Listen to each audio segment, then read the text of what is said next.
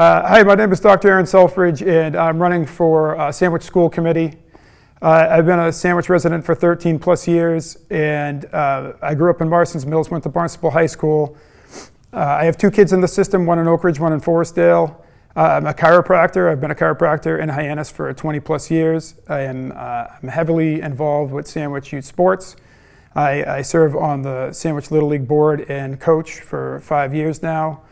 Sandwich Youth Basketball and Sandwich Soccer Club.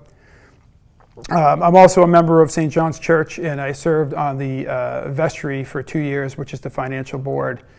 All of these boards, Little League and Sandwich, or St. John's Vestry, along with just running my own business, will, I think, help me qualify to help with balancing Sandwich school budgets. I want you to understand, we pay and you already know this, we pay the highest taxes on the Cape, and my job would be, if I got elected, to make sure that those tax dollars are used to the best of our educational possibilities.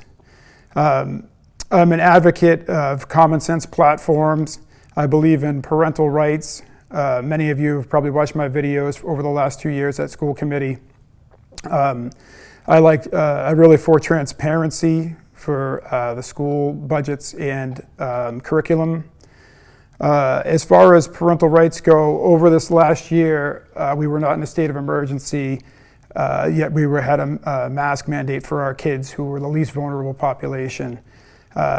This happened because the school took a $2.5 million federal and state money with the caveat of having an 80% vaccination rate to drop the mask mandate. This essentially took away our parental rights as parents for our children. So this $2.5 million that was received was earmarked for outdoor use, and instead of replacing things like the Oak Ridge or Forestdale playgrounds, they instead hired more staff, which with the state of the budget and capital projects, they probably won't be able to retain these teachers. The transparency portion of this is really important for parents to understand what's in the curriculum at the schools, and also transparency on the budget, especially now with the capital improvement requests is a hot topic, pushing for $15.3 million for a 2.5 override, replacing roof spoilers, HVAC units, etc. Also a $2 million admin building for the superintendent. You might not realize this, but the school gets 77% of the town budget, and of that 77%, 76.1% of it goes to the salaries of these teachers.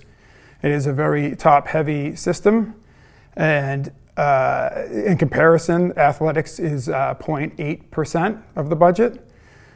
So it's important that people are transparent with where this money is going and how they're using it. As far as the capital request on this $15.3 million, when the school committee met before the finance committee asked them to prioritize the ask for what needed to be done right now and what could wait or be repaired.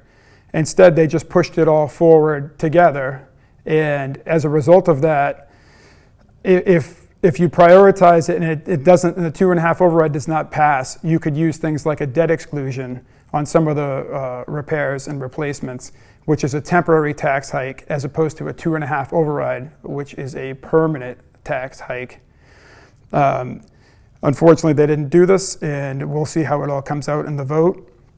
But I really believe in a strong core education curriculum, restoring kids' education to what it was prior to the pandemic, pre-pandemic.